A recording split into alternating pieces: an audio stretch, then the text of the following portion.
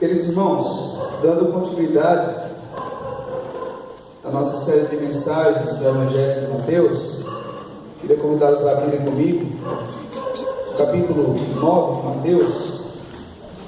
Eu queria que meditássemos nesta noite sobre o reino que transforma vidas,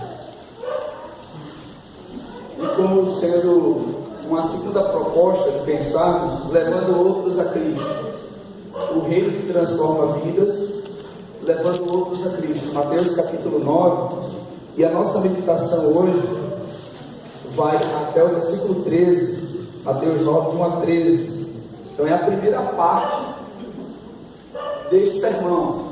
Nós ficaremos hoje na primeira parte. A segunda parte nós, se Deus nos der graça e condições, estaremos aqui pregando o domingo que vem. Hoje nós falaremos a primeira parte, e nós falaremos nessa primeira parte a mesma temática, o reino que transforma vidas, levando outros a Cristo. O reino que transforma vidas, levando outros a Cristo. E nesse texto nós vamos ver a cura de um paralítico em Cafarnaum. Nós veremos também a vocação de Mateus e veremos Jesus come com pecadores.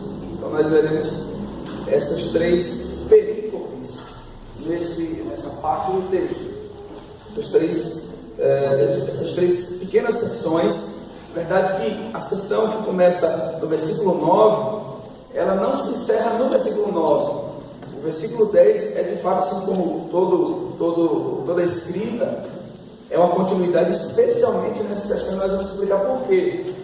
Porque de fato, mais do que em qualquer outro momento que a gente possa pensar em alguma divisão, aqui não pode haver divisão nesses versículos partindo entre o 9 e o 10, não há divisão. Diz o texto sagrado assim: entrando Jesus no barco, passou para o outro lado e foi para a sua própria cidade. E eis que lhe trouxeram um paralítico deitado no leito. Vendo-lhes a fé, disse Jesus ao paralítico: tem bom ânimo, filho, estão perdoados os teus pecados. Mas alguns escribas diziam consigo: este blasfema. Jesus, porém, conhecendo-lhes os pensamentos, disse: por que cogitais o mal no vosso coração? Pois qual é mais fácil, dizer estão perdoados os teus pecados, ou dizer levanta-te e anda? Ora, para que saibais que o Filho do Homem tem poder, tem sobre a terra autoridade para perdoar pecados, disse então ao paralítico: levanta-te, toma o teu leito e vai para a tua casa. E levantando-se, partiu para a sua casa. Vendo isto, as multidões, possuídas de temor, glorificaram a Deus, que dera tal autoridade aos homens. Partindo Jesus dali, viu um homem chamado Mateus, sentado na coletoria, e disse-lhe: segue-me. Ele se levantou e o seguiu. E sucedeu o quê? Estando ele em casa, à mesa, muitos publicanos e pecadores vieram e tomaram lugares com Jesus e seus discípulos. Ora, vendo isto, os fariseus perguntavam aos discípulos: por que come o vosso mestre com os publicanos e pecadores? Mas Jesus, ouvindo, disse: os sãos não precisam de médico, e sim os doentes. Ide, porém, e aprendei o que significa misericórdia quero e não holocaustos, pois não vim chamar justos, e sim pecadores ao arrependimento. Vamos orar mais uma vez? Pai, nos colocamos diante do Senhor em nossa insuficiência, em nossa pequenez, e rogamos a Ti, Deus, que o Senhor opere em nossas vidas nessa noite, para que o Teu nome seja glorificado, para a nossa alegria e para que haja salvação neste lugar. Deus, em nome de Jesus, nós pedimos ao Senhor que nos ajude a mantermos o nosso foco, a nossa concentração, os nossos pensamentos na voz que vem do trono do Senhor por meio da Tua palavra. Que o Teu nome seja exaltado e glorificado, que Tu cresças e nós diminuamos, e que Tu, ó Deus, sejas exaltado entre nós e sobre nós. Em nome de Jesus Cristo nós oramos. Amém.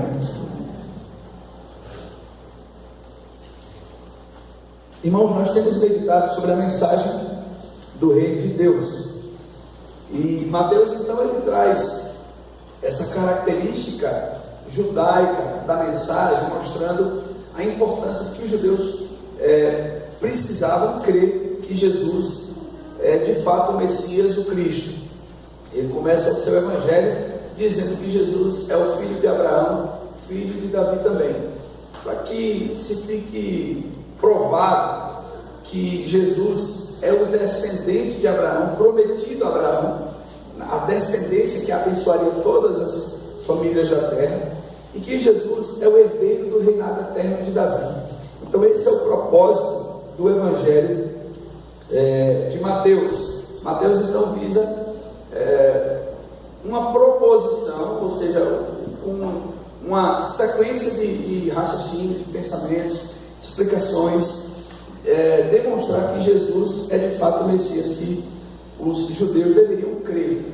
E nesse texto nós vemos então Jesus, ele está, depois que ele passa aquele tempo em Gadara ou em Gerasa, ali do outro lado do Mar Morto, do Mar da Galileia, do Mar de Genezaré,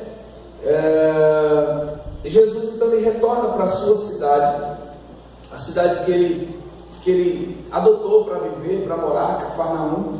E Jesus então, ele neste outro momento, ele se depara com alguns desafios, os desafios da incredulidade, os desafios da acusação, os desafios das oposições, mas também o desafio de mostrar o seu poder, o seu ensinamento com autoridade e, sobretudo, a glória de Deus. Então Jesus ele tem esses desafios e propósitos nesse seu retorno. E quando nós observamos o texto como um todo, o capítulo 9 como um todo, nós vamos perceber que Jesus é aquele que veio anunciar o reino, veio perdoar pecados, ele veio transformar realidades sociais, familiares, caráter, e veio nos ordenar e ensinar a ganhar os outros pecadores. Por isso, do propósito do tema que nós sugerimos nessa noite, o reino que transforma vidas, levando outros a Cristo. E nós vamos ver, irmãos, de maneira muito simples, fácil de observar. Nós não temos muitos mistérios nesse texto, não há muita coisa difícil de interpretarmos, mas há muitas aplicações que são necessárias que às vezes a gente as esquece ou a gente não tem conhecimento delas. Primeiro, que Jesus ele está numa casa, possivelmente essa casa seria a casa de Pedro. Alguns comentaristas vão ligar aí em Marcos capítulo 1, dizendo que aquela seria a casa de Pedro. Tanto é que esse relato do Evangelho de Marcos vai aparecer no capítulo 2, como se fosse uma sequência próxima ali. Jesus, então, no primeiro momento, ele poderia estar na casa de Pedro. Ele estava então pregando, e havia uma multidão. Muitas das vezes que Jesus está pregando dentro de casas, sempre uma multidão se vê dentro e do lado de fora. E essa multidão, em alguns desses momentos, se torna assim um obstáculo para que outras pessoas cheguem a Jesus. A família de Jesus, a mãe, os irmãos, as irmãs de Jesus estiveram procurando Jesus. Jesus estava numa casa, havia uma concorrência de público, e então impossibilitava a entrada da sua mãe e de seus irmãos. E neste momento aqui, um paralítico estava sendo conduzido a Jesus. Imagine você então aquela euforia de tanta gente curiosa, ouvindo, querendo ver os milagres, querendo ouvir da novidade que era aquele jovem pregador, aquele homem que estava atraindo multidões. E então havia essa concorrência de gente, pessoas que estavam ali rodeadas pela casa, cercando toda a casa, porque dentro já não dava mais. E diz o texto que trouxeram até ele um paralítico deitado no leito. Um paralítico deitado no leito. Marcos e Lucas vão dar alguns outros detalhes sobre isso, né? Vão dar alguns outros detalhes. Por exemplo, em Mateus não há o registro de que o paralítico veio descendo pelo teto. as casas apaineladas e cobertas, muitas delas eram cobertas por ripas ou varas, e jogava-se barro por cima, e aquilo se tornava uma laje. E o texto vai dizer, Marcos especialmente, se você observar no capítulo 2, o capítulo 2 de Marcos,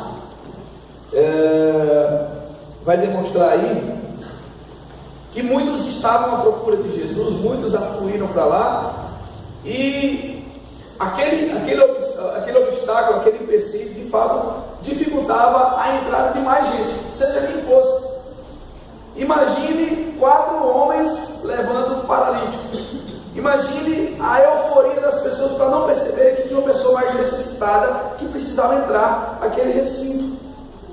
E diz o texto, versículo 4, versículo 3: alguns foram ter com ele conduzindo um paralítico, levado por 4 homens, e não podendo aproximar-se dele por causa da multidão, descobriram o eirado do ponto correspondente ao que ele estava, e fazendo uma abertura, baixaram o leito em que jazia o doente. Então Marcos dá um pouco mais de detalhes sobre como foi essa entrada. Mateus não. Mateus vai dizer que trouxeram até ele um paralítico. Era na mesma cidade, tem a mesma sequência de textos, então não pode ser um outro paralítico em Cafarnaum, senão o mesmo. Que faltaram assim, nas palavras de Mateus, os detalhes que Marcos deu então na sua escrita. Então, segundo Marcos, esse paralítico ele vinha do teto, ele vinha com todo o sacrifício, não do paralítico, mas daqueles que conduziam o paralítico até Jesus. E o que é interessante é que Jesus, o texto diz que Jesus viu a fé deles, né? Ele diz o texto aí, né? Versículo 2: e eis que lhe trouxeram o paralítico deitado no leito, vendo-lhes a fé. Veja, não foi só a fé do paralítico. O paralítico não chegou para os seus amigos e disse assim: olha, eu vou pagar para vocês, para que vocês me deixem perto de Jesus. Ou mesmo que o paralítico teria contratado homens que não eram do seu convívio social. Olha, vem cá, eu vou pagar vocês para que vocês me deixem lá com Jesus, depois vocês podem ir embora, façam o que vocês quiserem da vida de vocês. Não, o texto enfatiza que eram amigos desse homem, e que Jesus contemplou uma fé coletiva, não uma fé individual. Jesus contempla a fé dos 5. Os 5 então demonstraram uma fé que chamou a atenção de Jesus. Nós não vamos entrar no mérito da questão, até porque a fé é um dom de Deus, é Deus quem coloca. Nós não vamos explicar isso hoje, mas o fato é que Jesus olhou para aqueles homens e viu a fé daqueles homens, e Jesus disse: tem bom ânimo, filho, estão perdoados os teus pecados. Olha só, veja que coisa. O texto vai nos mostrar que Jesus discerne pensamentos, conhece intenções. Isso se referindo aos hipócritas que estavam ali. E da mesma maneira que Jesus ele sonda corações e intenções, ele sondou o coração e a intenção daquele paralítico. É lógico que, agora deixando de lado seus amigos, ele fala no singular: filho, tem bom ânimo, filho, estão perdoados os teus pecados. Jesus então ele contempla o coração daquele homem, sua motivação, e para aquele homem aquilo bastava, aquilo era suficiente, aquilo estava de bom tamanho, porque em seu coração ele estava buscando a Cristo, ele estava buscando a Jesus.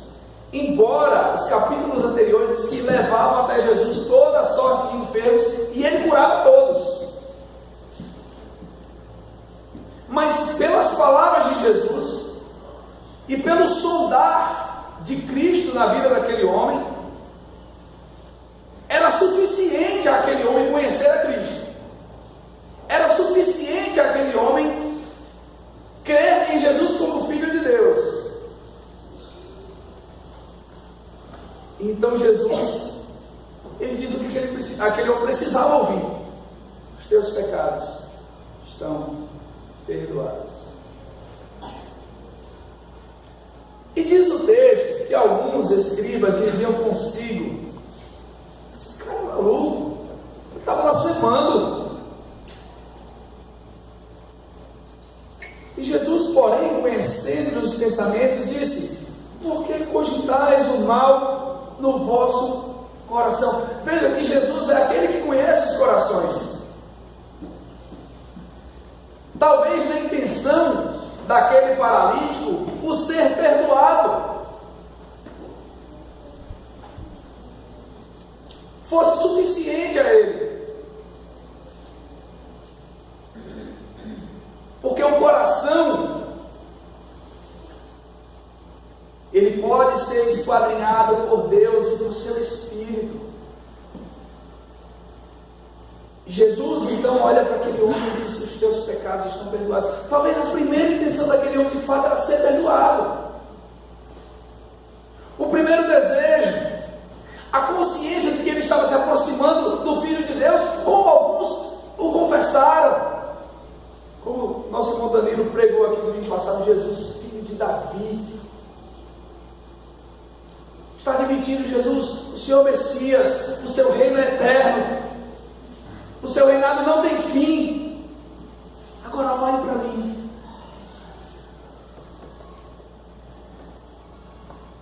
Jesus então, da mesma maneira que ele conhece o coração daquele paralítico, ele conhece as más intenções dos corações dos hipócritas, dos homens. Aí Jesus ele faz uma pergunta que para nós muitas vezes essa pergunta é sem cabimento. É uma pergunta que muitas vezes nós não queremos entender, mas que me deixou por muito tempo assim reflexivo sobre o que significa essa pergunta do versículo 5. Pois qual é mais fácil? Dizer: estão perdoados os teus pecados, ou dizer: levanta-te e anda? Para nós, para mim, para você, é muito mais fácil dizer para alguém: olha, eu perdoo você pelo que você fez, do que nós mesmos termos o poder de operarmos tamanho milagre, tamanha cura, tamanha maravilha. Queridos irmãos, mas para Deus dizer: estão perdoados os teus pecados, não é nada fácil. Nós estamos falando de um Deus santo, nós estamos falando de um Deus justo, o Todo-Poderoso,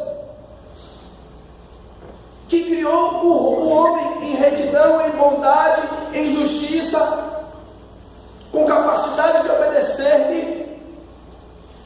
Mas este homem veio a pecar. E para Deus operar milagres não é nada difícil. Ele diz a Jeremias: o que há de tão maravilhoso que eu não possa fazer? Mas para Deus é muito mais difícil dizer: estão perdoados os teus pecados. Porque Deus é Deus, santo, justo, perfeito, puro. A santidade de Deus é diferente do conceito de santidade para nós. Deus não é santo porque ele é separado. Quando Deus nos chama de santo é porque ele nos separa para o seu serviço. Ele nos tira da vida de pecados, da vida de imundície, da vida de hipocrisia, de mentira, e nos traz, nos transforma e nos separa para a sua obra, para o seu serviço. Isso é ser santo no sentido de ser separado. Mas Deus não é santo porque ele é separado. Deus é santo porque ele é perfeito, ele é puro, ele é incomparável.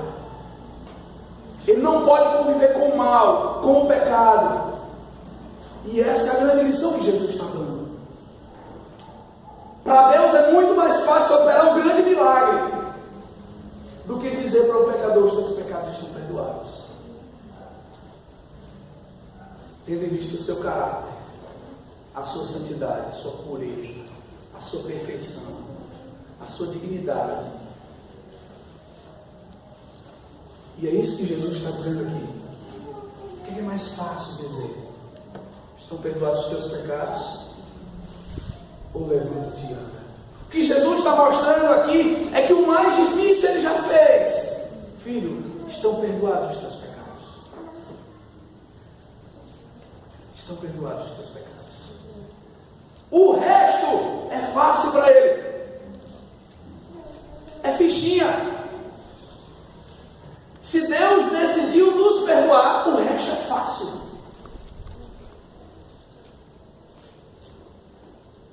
Porque perdoar para Deus significa pagar um alto preço, significa assumir uma responsabilidade, receber uma culpa, sacrificar o seu próprio filho. Isso para Deus significa perdoar pecados. Jesus curava multidões com muita facilidade, expelia demônios que ninguém conseguia segurar, acorrentar, amarrar. Mas perdoar pecados para Deus é algo extremamente difícil, porque custou o sangue do seu próprio filho. Para Jesus perdoar pecados custou a sua própria vida, custou a separação do Pai, porque o Pai o abandona na cruz, ele tinha que morrer sozinho. Aí Jesus pergunta para eles: o que é mais fácil? Dizer: estão perdoados os teus pecados? Ou levanta-te e anda? Aí Jesus então vai mostrar que realmente ele tem poder para perdoar. Ele vai fazer algo semelhante no capítulo 12, quando ele vai ensinar sobre o dia de sábado, sobre ele ser senhor do sábado. E ele fala sobre o sábado, que para aqueles homens era um escândalo. E Jesus diz assim: mas para que vocês saibam que o Filho do Homem é senhor do sábado. Ele disse para aquele homem: estenda o seu braço. E o homem estendeu. O homem da mão ressecada, do braço ressecado, atrofiado. Ele disse: estenda o seu braço agora. E aquilo ficou comprovado que todas as palavras que Jesus tinha falado eram verdadeiras. Semelhantemente aqui, versículo 6: ora, para que saibais que o Filho do Homem tem sobre a terra a autoridade para perdoar pecados, disse então ao paralítico: levanta-te, toma o teu leito e vai para a tua casa. Ele está dizendo assim: olha, vocês vão saber agora se realmente o que eu estou falando é verdade. Marcos vai dizer que aquele homem jazia num leito. Sabe o que é? Significa que aquele homem jazia no leito. Ele morava em cima da cama dele. Ele estava ali e não saía dali para lugar nenhum mais. E Jesus Cristo então muda aquela realidade. Jesus Cristo ensina ali, com aquele milagre, as verdades do reino de Deus. E nós vemos então aqui duas classes de pessoas. Primeiro, nós vemos uma multidão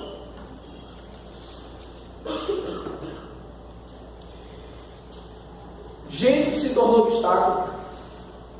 Nesse mesmo grupo de pessoas que se tornam obstáculos, aqueles que são também incrédulos, aqueles que não creem no poder de Deus, pessoas que se tornam obstáculo. É lógico, quando o Senhor quer agir, ninguém pode impedir, mas muitas vezes nós somos pedras de tropeço na obra de Deus. O Senhor está pronto a operar, o Senhor está pronto a fazer, o Senhor está pronto a realizar, mas nós somos somente empecilhos. Quando Deus quer agir, independe de nós, e graças a Ele, por isso, Ele não precisa de nós.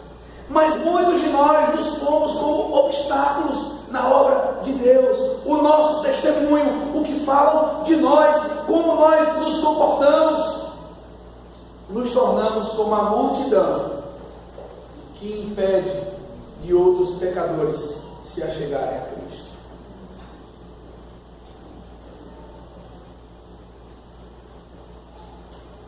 E nós vemos uma quantidade muito menor de pessoas, simbolizada aqui pelos amigos do paralítico. Pessoas que se tornam interessadas em levarem outras pessoas a Cristo, outros pecadores, para que sejam salvos pelo Senhor. Pessoas que, no ponto de vista humano, entre aspas, facilitam. Não porque Deus precise de uma mãozinha nossa, mas do ponto de vista humano, facilitam, se tornam bênção, se tornam boas influências, fazem questão de levarem outros a Cristo, fazem questão de se esforçarem, investirem seu tempo, seus esforços, para que outros se acheguem a Jesus. E aí eu já pergunto para você, e o sermão ainda não terminou, mas eu pergunto a você: qual classe de pessoas dessa você está? Daquelas que servem de obstáculo, de empecilho para que outros se acheguem a Cristo? Ou daquelas que é uma quantidade de pessoas menor, mas que são facilitadoras, que se empenham, que se esforçam?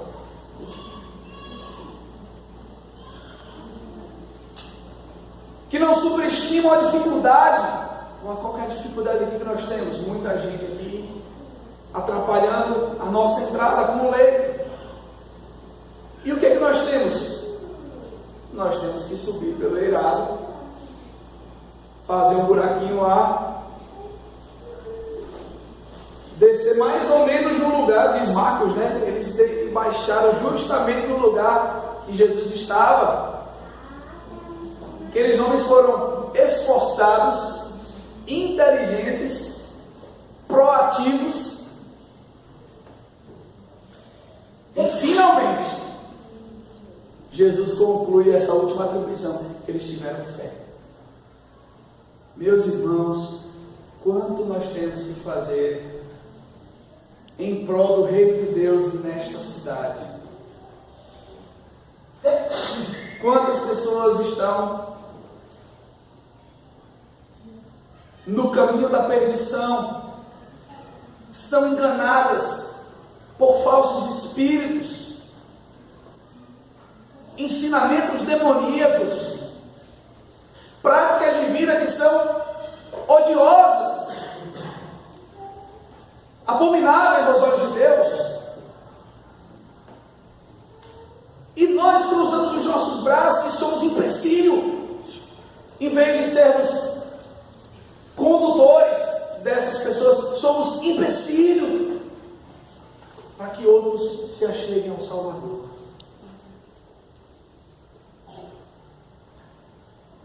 Jesus, ele percebe o desejo sincero de pecadores arrependidos. E esses pecadores, quando eles ouvem sobre o poder de Jesus, quando eles começam a ter conhecimento sobre Jesus, eles são tocados por esse poder e são então inclinados a buscarem ao Senhor.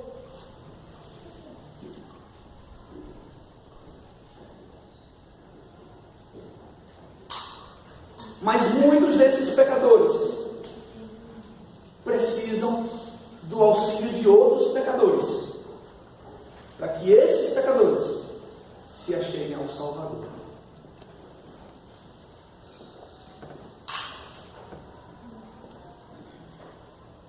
Jesus, ele percebe a falta de conhecimento que os homens têm sobre ele mesmo. E nós vemos muitas pessoas criticando o Jesus que nós cremos, criticando a fé que professamos, porque lhes falta conhecimento. Jesus, ele é aquele que conhece as intenções dos corações. Hebreus capítulo 4, versículo 13 diz que nada está escondido, pelo contrário, todas as coisas são patentes aos olhos de Deus. Ele conhece as motivações dos nossos corações. E eu faço a pergunta para você, meu irmão, crente, professa em Cristo, quais são as suas intenções? Quais são as intenções do seu coração em relação a Jesus? Eu faço a pergunta também para você que nos visita nessa noite. Quais são as suas reais intenções de ter vindo aqui nessa noite? O que é que você veio? Você veio para atender um convite, uma dívida? Ou você veio porque você veio ouvir a palavra de Deus no seu coração? Você está sedento ou sedenta de Deus? E agora você percebe que precisa dele, que é carente, pobre, necessitado desse Senhor, desse Salvador. Depois nós vemos, irmãos, versículos de 9 a 13, a vocação de Mateus. Marcos vai chamar de Levi, que é a mesma pessoa, ou são a mesma pessoa. Diz o versículo 9, partindo Jesus dali, veja só, partindo Jesus dali, de onde ele estava, depois que o paralítico foi curado, depois que o paralítico colocou o seu leito nas costas ou no braço e saiu alegre, cantando, e as pessoas glorificando a Deus, Jesus saiu dali e foi pela rua e encontrou um homem chamado Mateus. E esse Mateus,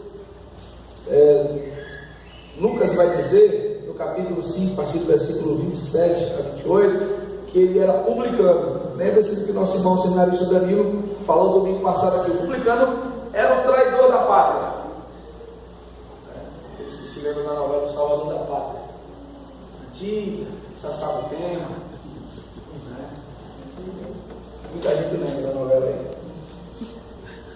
Já Zaqueu e Mateus são traidores da pátria. Eles viviam às custas de impostos que recolhiam dos seus compatriotas para os estrangeiros, para o Império Romano.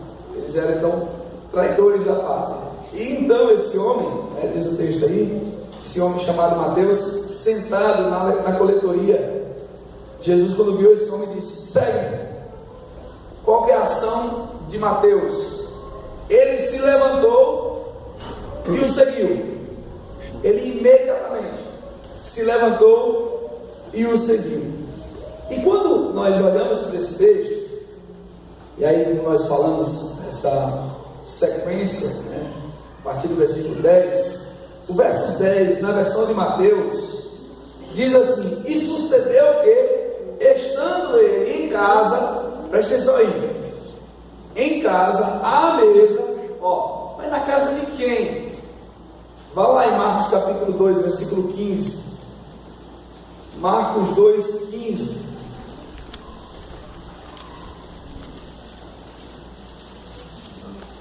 Marcos 2, 15.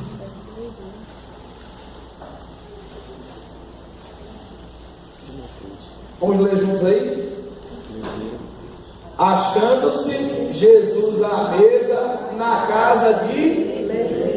Estavam juntamente com ele e com seus discípulos muitos publicanos e pecadores, porque estes eram em grande número, e também volta para Mateus agora.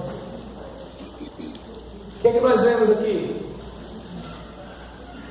Jesus chama Mateus para segui-lo, e Mateus chama Jesus para ir para sua casa, dá um banquete, tá? Certamente, semelhantemente à casa de Zaqueu, era uma casa mais luxuosa, era uma casa mais espaçosa. E o que foi que Levi ou Mateus fez? Chamou outros publicanos, chamou outros pecadores,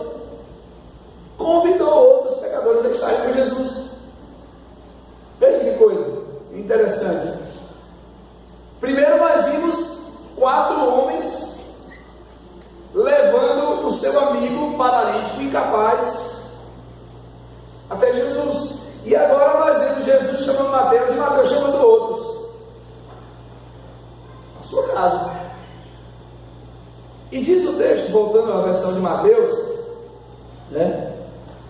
Voltando à versão de Mateus, e sucedeu que, estando ele em casa, à mesa, muitos publicanos e pecadores vieram e tomaram lugares com Jesus e seus discípulos. Ora, vendo isto, os fariseus perguntavam aos discípulos: por que come vosso mestre com publicanos e pecadores?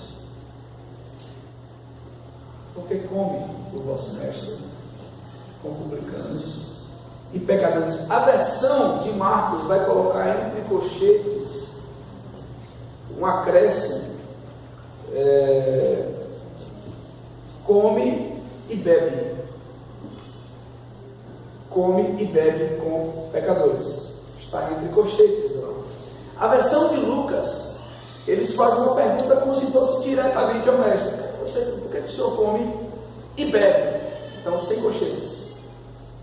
Jesus então estava comendo e bebendo com pecadores. Em outros momentos vão acusá-lo aí de beberrão, de alguém que estava ali sendo conivente com os pecadores, com as meretrizes, com os publicanos. E aqui nesse momento, na versão de Mateus, não há essa expressão come e bebe, mas somente come. Jesus então estava ceando. O que significava jantar? Jantar significava amizade, significava fechar negócio, concordar ou convidar alguém de muita importância para também você começar um relacionamento com aquela pessoa. Então, Jesus, ele vai para a casa de um publicano, está com outros publicanos, e aí existe um acréscimo que possivelmente seja uma outra variação de tipo de pecadores, porque ele fala publicanos e pecadores. Para eles os publicanos eram pecadores, mas possivelmente tivesse um outro tipo de gente, um outro tipo de grupo social rejeitado que também estivesse ali na casa de Mateus. Por isso da expressão come e bebe com publicanos e pecadores, ou come com publicanos e pecadores. Então veja, Mateus é chamado pelo mestre pecador, aquele que veio a ser o escritor deste evangelho,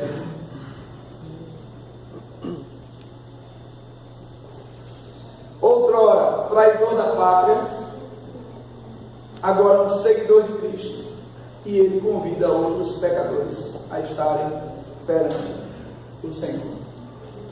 Veja como é interessante essa coisa de levar pessoas a Cristo. Veja como é comum para os verdadeiros convertidos, que cultuam a Deus, desejarem que outros estejam cultuando. Na época que eu era adolescente, a gente tinha uma alegria muito grande convidar os amigos para ir para a igreja. Não, você tem que ir comigo para a igreja, você precisa ir, lá é bom, lá a gente ouve sobre Deus, a gente canta umas músicas bonitas para Deus. A pergunta que eu faço para você: no ano passado, quantos pecadores você convidou para ir até Cristo? 2018.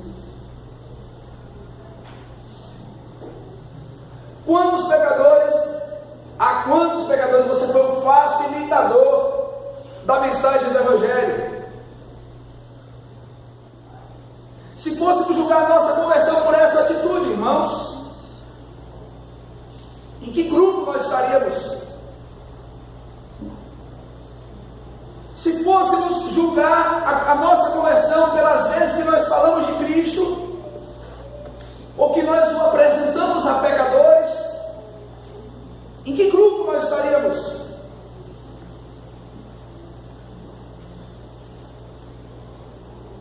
É pelo contrário, nós estamos no grupo que critica, no grupo que dificulta. E nós precisamos ser do grupo que leva pecadores a Cristo. Gosto muito da frase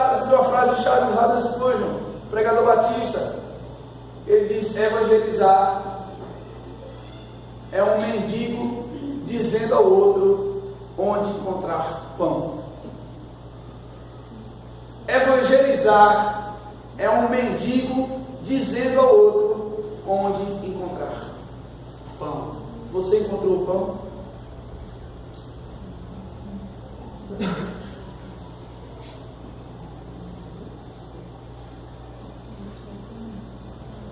Diz o texto que Jesus viu Mateus, pecador. E eu me lembrei lá de Jeremias 31:3. 2. De longe se me fez ver o Senhor.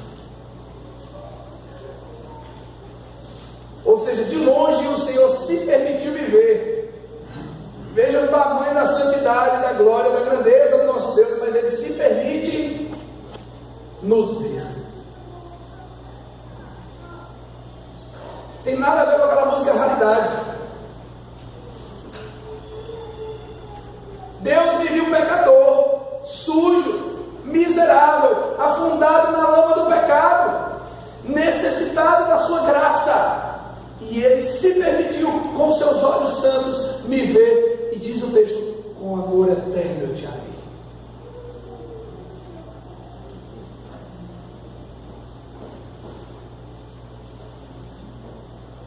Por isso com benignidade eu te atrai.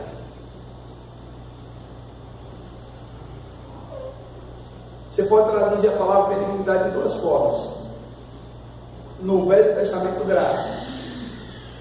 A palavra hebraica, recebe, que é graça. No Novo Testamento, um amor, aliás, uma bondade profunda, íntima. Então Deus, com o seu favor merecido, com a sua bondade íntima, profunda, Ele resolveu me atrair. E Ele fez isso com Mateus. Ele viu Mateus e disse: Mateus, venha, siga-me. E o que é que Mateus faz? Vou dar um banquete para esse homem e vou chamar outros, vou chamar mais pecadores. Outros precisam ouvi-lo, outros precisam conhecê-lo, pecadores semelhantes a mim. Sabe o que parece, irmãos? Quando nós deixamos de levar pecadores a Cristo, parece que nós somos muito melhores do que eles. Nós dificultamos a pregação do Evangelho a uma pessoa moralmente distorcida, com opções sexuais diferentes das nossas, ou da nossa. Nos vemos melhores.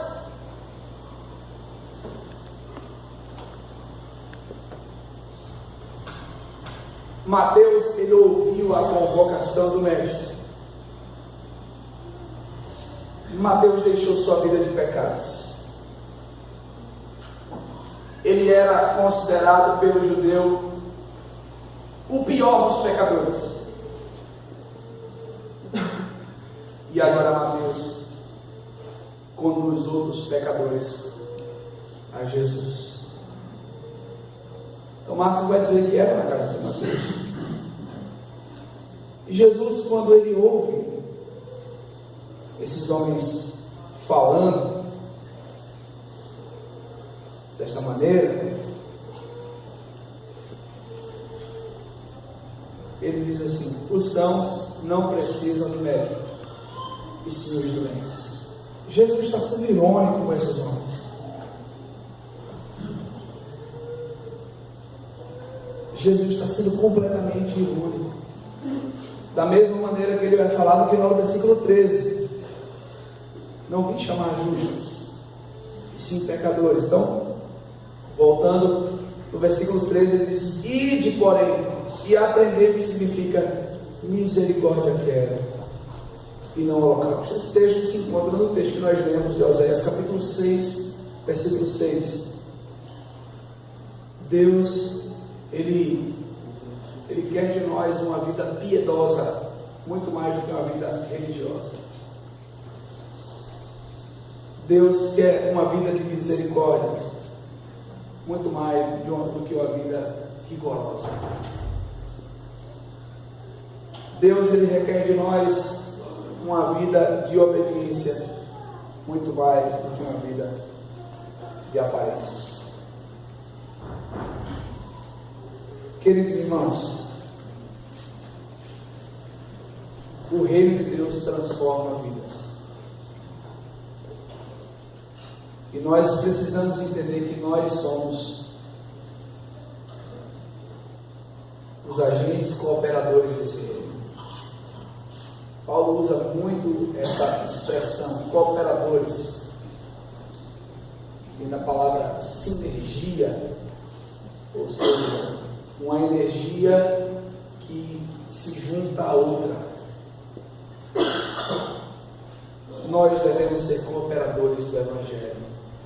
Eu ia falar isso lá em Filipenses capítulo 4, vai falar em 1 Coríntios, vai falar em 2 Coríntios, essa expressão cooperadores com Deus, cooperadores do Evangelho, cooperadores uns dos outros. Nós somos cooperadores do reino de Deus.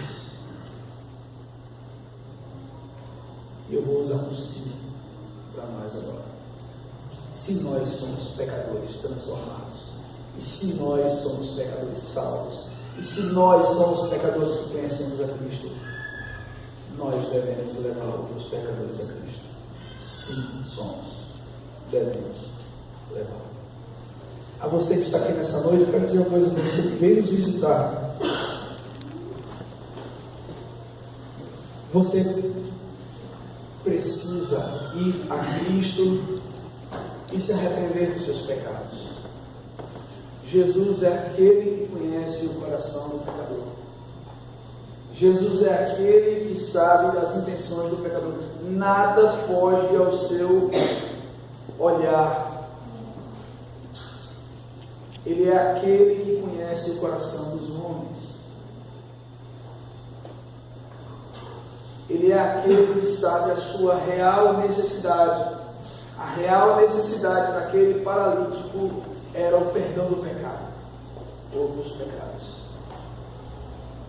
E então aquele homem, ele ouve a primeira e maior de todas as notícias: os teus pecados estão perdoados. Depois ele recebe uma segunda bênção menos importante do que a primeira: levanta, toma o teu leito. Jesus é aquele que transforma o pecador. Ele muda o caráter, ele muda o coração, mas ele também muda a vida como um todo, ele muda tudo. Quando ele entra no coração do pecador, quando ele começa a mudança do pecador, ele então transforma tudo na vida do pecador. É lógico que a vida não vai ser uma vida de facilidades, mas tudo no pecador começa a ser transformado. E se você veio aqui nessa noite, você veio porque alguém trouxe você, ou mesmo você talvez tenha achado que veio na sua cabeça a vontade de vir hoje, mas é o Espírito Santo trazendo você. Todo aquele que vai até Cristo vai porque o Pai o leva, o conduz. Não foi da sua cabeça, não foi do seu interesse. Talvez numa segunda análise sim, mas você veio porque Deus te trouxe, para que você ouvisse que os seus pecados estão perdoados, mas também ouviu que Jesus diz a algumas das outras pessoas que ele diz isso: vá e não peque mais. Para você, meu irmão, minha irmã que está aqui nessa noite, você tem sido um facilitador da mensagem do Evangelho, ou um empecilho, ou um obstáculo para a pregação do Evangelho? Se você fosse pregar para os seus vizinhos, eles iriam ouvir você? Se você fosse pregar ao seu colega, a sua colega de trabalho, eles ouviriam você? A sua vida te dá autoridade para falar de Cristo. Se a sua vida te dá autoridade para falar de Cristo, pregue. Mas se a sua vida não dá a autoridade do Evangelho de Cristo, você está sendo um empecilho, um obstáculo à pregação do Evangelho. Paulo recomendava aos coríntios que os irmãos tivessem cuidado com o testemunho, para que a mensagem do Evangelho não fosse censurada por causa dos crentes daquela época. Você, meu irmão, você, minha irmã, seja um facilitador do Evangelho. Não pregue um Evangelho de facilidades. Não é isso que é o Evangelho. Mas seja alguém que proporciona que outro se achegue a Cristo. Cria oportunidades, estratégias para que aquela pessoa ouça a pregação do Evangelho e se arrependa de seus pecados. Faça a sua parte. Seja daqueles que levam pecadores, paralíticos, cegos a Cristo Jesus. Certamente, o reino de Deus será visível em nossas vidas desta maneira. Amém? Vamos orar? Senhor, nós te agradecemos pela tua palavra. Obrigado, Senhor, porque essa palavra chegou ao nosso coração por meio da pregação de um servo, de uma serva do Senhor, por meio do testemunho, por meio de alguém que estendeu a mão a nós, e hoje nós cremos no Senhor.